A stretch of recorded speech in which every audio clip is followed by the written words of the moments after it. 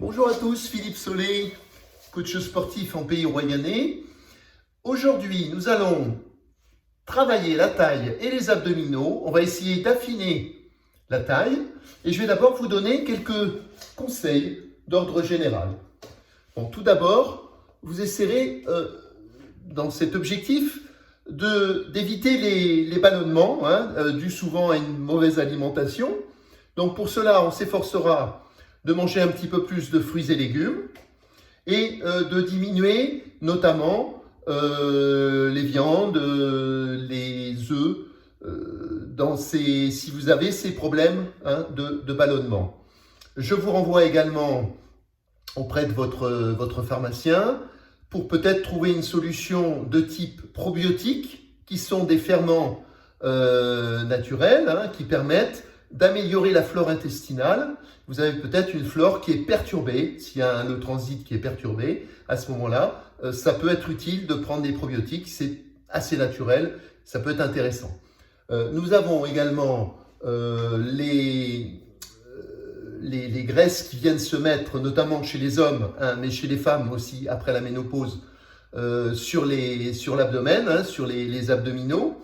Donc, pour cela, on peut essayer de diminuer globalement sa ration alimentaire, de manger plus lentement aussi, c'est important pour éviter justement d'être ballonné, de mal digérer. Et je vous recommande de diminuer les graisses globalement saturées, les graisses des viandes, grasses, fromage, beurre, tout ce qui est saturé, les charcuteries bien sûr, et puis de manger davantage de produits, donc comme je vous le disais, du végétal, des légumes, des fruits. Attention si vous prenez du son de blé. Le son de blé peut être irritant pour l'intestin et peut entraîner aussi des ballonnements. Prenez plutôt du son d'avoine ou des flocons d'avoine, comme je le recommande aussi dans mes vidéos pour les petits déjeuners. Un autre point qui est important pour justement essayer de participer à un petit déstockage au niveau de la taille des abdominaux, faites du cardio, faites de la marche, du vélo, la natation quand vous pourrez. Voilà, essayez de faire ça régulièrement pour justement brûler un petit peu plus de calories. Pour celles et ceux qui le peuvent. Alors, pour les plus de 45 ans, vous pouvez très bien prendre rendez-vous par la suite chez votre cardiologue pour faire un test, un électrocardiogramme d'effort, qui est plus intéressant que l'électrocardiogramme au repos. On voit comment votre cœur, réagit à l'effort. Ça, c'est important et ça peut valider votre condition physique. Est-ce que vous pouvez continuer à faire des efforts réguliers ou pas, ou diminuer, enfin, à voir avec votre cardiologue. Donc, quand c'est OK au niveau de vos capacités cardiovasculaires, vous pouvez faire un petit peu de fractionné, c'est-à-dire marcher un peu plus rapide ou courir pendant 30 secondes, par exemple, et marcher lentement pendant 30 secondes, pendant 10 minutes. Avant, vous avez fait 10 minutes d'échauffement, et après, vous faites 10 minutes de retour au calme. Bon, maintenant, après avoir vu toutes ces consignes qui me paraissent importantes, vous allez travailler cette taille, et on va commencer tout de suite par un premier exercice très simple. Je me mets le bras tendu sous la tête repose, les jambes alignées dans le prolongement du corps. Je vais contracter plancher pelvien, abdominaux, resserrer la taille, souffler et décoller les deux jambes. La tête est posée. On peut essayer de tenir 20 à 45 secondes en fonction de votre condition physique. Vous relâchez un petit peu, vous enchaînez tout de suite. Attention, très important, le coude sous l'épaule, ici. Les genoux, au lieu de les avoir vers l'avant, je les ramène vers l'arrière. J'aligne mon corps, coude, bassin, j'avance un peu le bassin, genou. Et là, bien le coude sous l'épaule, je monte et je reste. Attention, là, il y a quand même le poids de corps sur le côté. Faites attention à votre épaule. Si vous êtes ici, vous allez vous faire mal. Bien le coude sous l'épaule.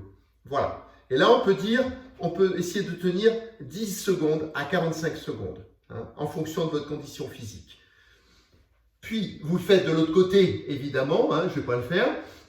On enchaîne tout de suite par un exercice pour les abdos et la taille, jambes fléchies, les mains qui soutiennent la tête. Et je vais ramener l'épaule opposée vers le genou en soufflant. Attention à ne pas tirer sur les cervicales, soutenez la tête et engagez le plancher pelvien, les abdominaux, rentrez le ventre, soufflez en même temps par l'arrière-gorge, comme je vous ai indiqué sur ma vidéo pour les abdominaux. Dans le même ordre d'idée, on va mettre les jambes ici. Je tends une jambe, pas trop bas. Si ça tient dans le bas du dos, si je suis là, je remonte. Je tends la jambe, je reste statique. Avec l'épaule opposée, je vais ramener et je reste en statique. Je souffle bien 10 secondes à droite, 10 secondes à gauche. On peut aller bien entendu avec l'entraînement à 20 ou 30 secondes en fonction de votre condition physique. Bien sûr, au fil du temps, vous augmentez un petit peu le temps d'entraînement. Voilà, pour la taille, on peut rajouter un exercice. On est sur les genoux. On contracte abdos-fessiers. Vous voyez, là, je suis relâché. Bascule du bassin. Je contracte abdos-fessiers. Je mets mon bâton devant pour éviter derrière d'avoir mal aux cervicales ou aux épaules. Et ici, je fais une petite rotation légère. J'inspire, je souffle. Alors là, vous pouvez faire 30 secondes, 1 minute. Et ensuite, on essaiera, toujours en contractant abdos-fessiers, de descendre un petit peu de chaque côté. Inspirez, soufflez. La taille est sollicitée, les obliques. Voilà.